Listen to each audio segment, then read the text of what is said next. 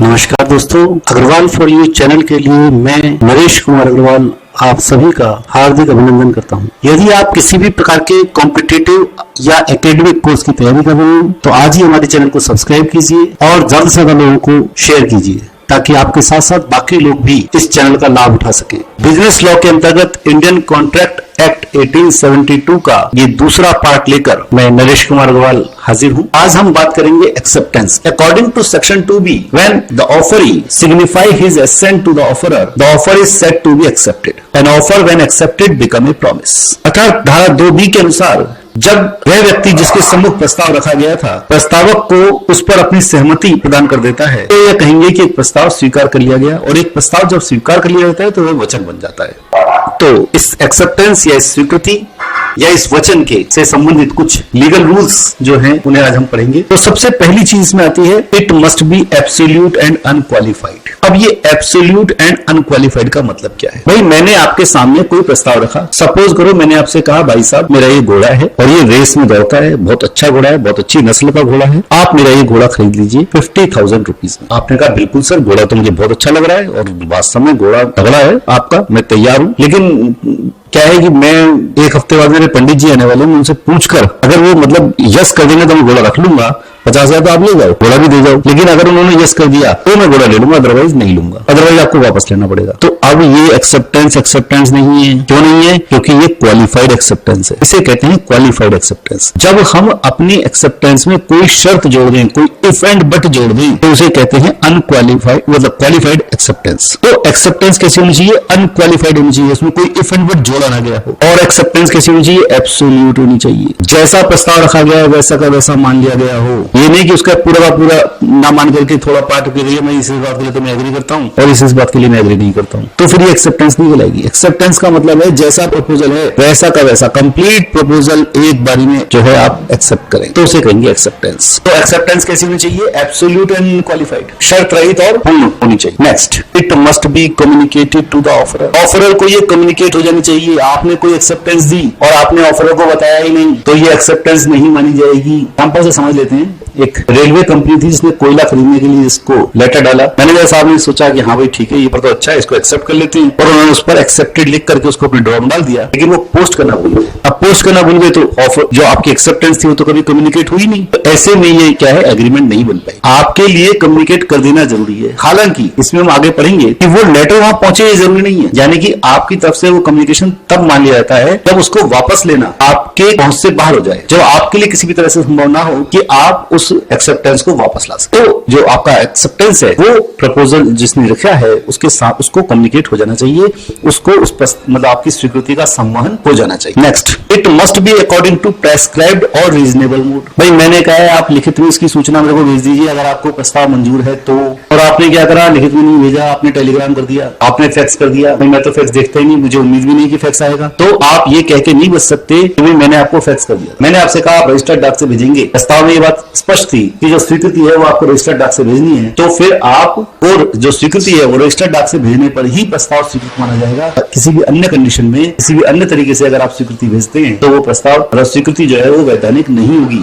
इसके अलावा reasonable mode क्या होता है? कभी कभी तो है दूसरे तरीकों से भी प्रस्ताव की स्वीकृति मान ली जाती है। सपोज करिए मैं आपसे कहता हूँ कि भाई जो कोई भी आदमी इस काम को करेगा, है ना, या कोई डूब रहा है बच्चा, अब एक आदमी ने कहा भाई कोई बचाओ, अगर कोई भी बचा लेगा तो मुझे 1,000 रुपए इनाम दूंगा। अब एक आदमी बिना उससे ये कहे कि हाँ मैं बचा लूंगा, कूद जाता है और बचा के ले आता है, तो उसका ये एक्ट जो है वो स्वीकृति माना जाएगा, एक्सेप्टेंस माना जाएगा। ऐसा नहीं कि वो पहले रिटर्न में देगा उसमें हाँ मैं तेरा प्रस्ताव मान रहा हूँ। नहीं, रीजनेबल मोड कोई भी हो, उसने कहा था जो कोई भी कूद गया, उसने वो काम कर दिया, ये एक्सेप्टेंस माना जाएगा। Next, it must be given with in reasonable time. स्वीकृति जो है, एक्सेप्टेंस जो है वो रीजनेबल टाइम में होनी चाहिए। मैंने आज आपसे कहा कि भाई मैं अपना घर बेचना चाहता हूँ, कितने में? 50 लाख में। आप 10 साल बाद मेरे पास आएगी, भाई साहब आपने कहा था 50 लाख में घर बेचना चाहता हूँ, ये लो 50 लाख। तो भैया 10 साल बाद वो रेट थोड़ी है, वो ऑफर तो 10 साल पहले का था, रीजनेबल टाइम में आपको करना था। अब ये रीजनेबल टाइम क्या होगा, ये डिपेंड करता है ऑफर किस तरह का था। आप जानते हैं शेयर मार्केट में रेट बहुत तेजी से फ्लक्चुएट होते हैं, वहां पर घंटा भर भी हो सकता है रीजनेबल टाइम न रहे, और प्रॉपर्टी के दाम में इतनी जल्दी फ्लक्चुएशन नहीं आता है, तो वहां पर आप 1-2 दिन बाद भी अगर आप जवाब देते हैं तो वो रीजनेबल टाइम माना जाएगा। तो अगर आपने जवाब रीजनेबल टाइम में दिया है तो ही वो एक्सेप्टेंस कहलाएगा। अगर आपने रीजनेबल टाइम में जवाब नहीं दिया, ऐसे टाइम, इतने टाइम में उसको आप जस्टिफाई कर सकें, तो जितने टाइम में अगर आपने जवाब नहीं दिया तो फिर उसे एक्सेप्टेंस नहीं माना जाएगा। Acceptance can not be given without offer. अगर आपके लिए ऑफर नहीं किया गया है तो आप उसकी एक्सेप्टेंस नहीं दे सकते, या फिर आपको अगर ऑफर की जानकारी नहीं है तो भी आप एक्सेप्टेंस नहीं दे सकते। यानी कि पहले आपके लिए ऑफर आ जाना चाहिए, तभी आप उस पर एक्सेप्टेंस दे सकते हैं। Acceptance could be given before offer lapse। मैंने आपको कोई ऑफर किया तो जब तक मेरा ऑफर समाप्त नहीं हो जाता तब तक आप एक्सेप्टेंस दे सकते हैं। ऑफर खत्म तो फिर आप एक्सेप्ट। एक ऑप्शन हो रही है, ऑप्शन में उसने ऑफर किया 50, 60, 70 बोली चल रही है। अब 70, 70, 70, 71, 72, 70 पे नोटिंग ऑफर खत्म हो जाएगा। तो अगर आपको एक्सेप्टेंस देनी है तो उससे पहले दीजिए। तो ऐसे ही कोई भी ऑफर अगर आपको किया जाता है, मैं आपसे कह रहा हूँ कि भाई मेरे को ये चीज में बेचने को तैयार हूँ, अगर आपको खरीदनी है तो कल तक मेरे को जवाब दे दीजिए, तो कल अपने आप ऑटोमेटिकली वो ऑफर खत्म हो जाएगा। अगर आप परसों जवाब देते हैं तो जरूरी कि वो आपको चीज दे, क्योंकि ऑफर तो खत्म हो चुका है, आपसे जवाब एक दिन के अंदर मांगा गया था। तो यानी कि ऑफर के समाप्त होने से पहले ही उसकी एक्सेप्टेंस दी जा सकती है, बाद में नहीं। It must be given by the party or parties to whom offer is made. मैंने जिसके लिए प्रपोजल किया है, चाहे वो एक आदमी हो या बहुत सारे आदमी हो, जिनके लिए प्रपोजल किया है, जिनको प्रपोजल किया है, केवल वही उसकी स्वीकृति दे सकते हैं, वही उसकी एक्सेप्टेंस दे सकते हैं। मैंने राम से कहा भाई मैं तेरे को अपनी किताब 100 रुपए बेचने को तैयार हूँ, शाम 100 रुपए लेके आ गए ये लोग। भाई शाम के लिए तो ऑफर था ही नहीं, तो शाम को मैं देने से मना कर सकता हूँ। मैंने ऑफर राम को दिया है, शाम को नहीं दिया। मैं राम को 100 रुपए का ऑफर किया, राम अगर उसको एक्सेप्टेंस देता है तो ये एग्रीमेंट होगा, मैं उसे 100 रुपए देने के लिए बैंड हो जाऊंगा। लेकिन शाम को मैं मना कर सकता हूँ क्योंकि जनरल ऑफर नहीं था। अगर मैं ये कहता कि जो कोई भी आदमी मुझे 100 रुपए देगा मैं उसे चीज दे दूंगा, तो फिर मुझे शाम के लिए भी बैंड था, क्योंकि ऑफर सबके लिए था। लेकिन यहाँ पर एक स्पेसिफिक ऑफर था, एक पर्टिकुलर पार्टी के लिए ऑफर था, तो केवल वो पर्टिकुलर पार्टी ही इस पर एक्सेप्टेंस दे सकती है, कोई दूसरा आदमी इस पर एक्सेप्टेंस नहीं दे सकता। Next, counter offer is not acceptance. Counter offer को एक्सेप्टेंस नहीं माना जा सकता। मैंने आपको पिछले लेक्चर में भी ये बताया था आपको कि काउंटर ऑफर क्या होता है। मैंने कोई चीज कहा, मैंने आपसे कहा कि मैं अपना घर 50 लाख में बेचना चाहता हूँ, उसी समय आपने कहा मैं आपका घर 50 लाख में खरीदना चाहता हूँ, तो ये काउंटर ऑफर है। अगर मैंने आपसे कहा मैं आपका घर 50 लाख में, मैं अपना घर 50 लाख में बेचना चाहता हूँ, आपने कहा नहीं मैं आपका घर 45 लाख में खरीदना चाहता हूँ, तो ये भी एक काउंटर ऑफर है। लेकिन ये एक्सेप्टेंस नहीं है। यहाँ तो चलो अगर मैं 50 कहता हूँ आप 45 कहते हैं तो बिल्कुल फ्रेश ऑफर हो गया, क्योंकि रेट ही अलग अलग है। लेकिन अगर मैं 50 कह रहा हूँ और आप भी 50 का ऑफर कर रहे हैं तो भी इसे एक्सेप्टेंस नहीं माना जा सकता। एक्सेप्टेंस का मतलब प्रपोजल पर एक्सेप्टेंस। आपने जो फ्रेश प्रस्ताव रखा है कि मैं आपका घर 50 लाख में खरीदना चाहता हूँ, जिस पर एक्सेप्टेंस मुझे देनी होगी, तो काउंटर ऑफर जो है वो एक्सेप्टेंस नहीं माना जा सकता। इसके बाद आता है रिवोकेशन ऑफ ऑफर और एक्सेप्टेंस। अगर मैंने आपको एक ऑफर कर दिया तो कब तक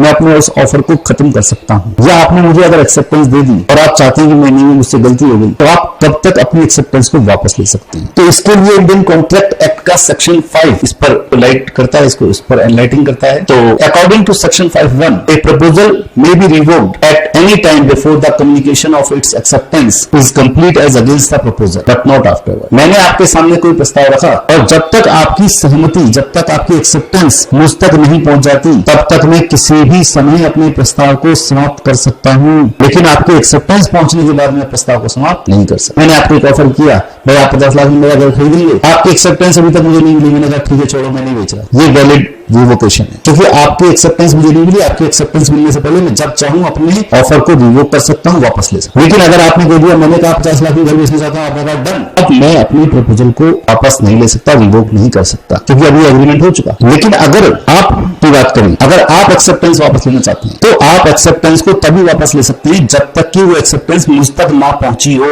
यानी कि अगर आप मेरे सामने खड़े हैं, फेस टू फेस खड़े हैं, आपने कहा यस, तो इसको वापस लेने का कोई तरीका नहीं है, क्योंकि वो तुरंत मेरे पास पहुंच गई। अगर टेलीफोन पर हैं तो भी आपके पास वापस लेने का कोई तरीका नहीं है, क्योंकि कम्युनिकेशन मेरे पास तुरंत हो गया। अगर आपने ईमेल कर दिया, व्हाट्सएप कर दिया, तो भी ऑफर तुरंत एक्सेप्ट हो गया, इसको वापस लेने का कोई तरीका नहीं है। लेकिन अगर आपने मुझे लेटर डाला है तो वो लेटर जब तक मेरे पास पहुंच नहीं जाता, तब तक आप जब चाहें अपने एक्सेप्टेंस को रिवोक कर सकते हैं, वापस ले सकते हैं। यानी कि एक एक्सेप्टेंस को उस समय तक वापस दिया जा सकता है जब तक कि उसका कम्युनिकेशन, उसके जो प्रस्ताव करने वाला है, प्रस्तावक जो है, उसको ना हो गया हो। उसके बाद लेकिन आप एक्सेप्टेंस को रिवोक नहीं कर सकते। इसमें एक और चीज आती है जो मैं आपको बता रहा था अभी पीछे, loss of letter of acceptance in postal transit. यानी कि if a letter of acceptance is posted in due time with correctly address and sufficiently stamped, the acceptor is not responsible for any casualty in the post office. आपने मुझसे कहा कि अगर आपको ये proposal मंजूर है तो आप रजिस्टर्ड डाक से मेरे को जवाब भेज दीजिए। मैंने क्या करा, रीजनेबल टाइम में आपने मुझे 48 आवर्स दिए, मैंने 24 आवर्स में एक्सेप्टेड किया, लिफाफा पैक किया, उस पर लिखा स्पीड पोस्ट या रजिस्टर्ड पोस्ट, और पोस्ट ऑफिस पहुंच गया। आपका एड्रेस मैंने सही लिखा है, उस पर जितने के टिकट लगनी चाहिए उतने के टिकट लगा दिए और मैंने पोस्ट ऑफिस में दे दिया। रास्ते में कोई मिस हैपनिंग हो गई, आपका लेटर बर्न हो गया या खो गया या कुछ भी हो गया, तो आप जिम्मेदार नहीं है, आपकी एक्सेप्टेंस पूरी कर दी, क्योंकि अब उस लेटर को वापस लेना आपके हाथ में नहीं है, आपकी पावर नहीं है उसको वापस लेने की, इसीलिए आपकी तरफ से एक्सेप्टेंस पूरी हो गई। तो यानी कि जिसने एक्सेप्टेंस दी है, जो हमारा एक तरह से कह लीजिए प्रोमाइजी है, तो वो प्रोमाइजी के अगेंस्ट जो है, मतलब उस प्रोमाइजी की कोई लायबिलिटीज नहीं बनती अगर रास्ते में पोस्ट ऑफिस की गलती से या किसी भी इस तरह की गलती से वो जो है लेटर कभी भी जो है प्रोमाइजर के पास तक ना पहुंचे। तो ये था हमारा आज का वीडियो। धन्यवाद।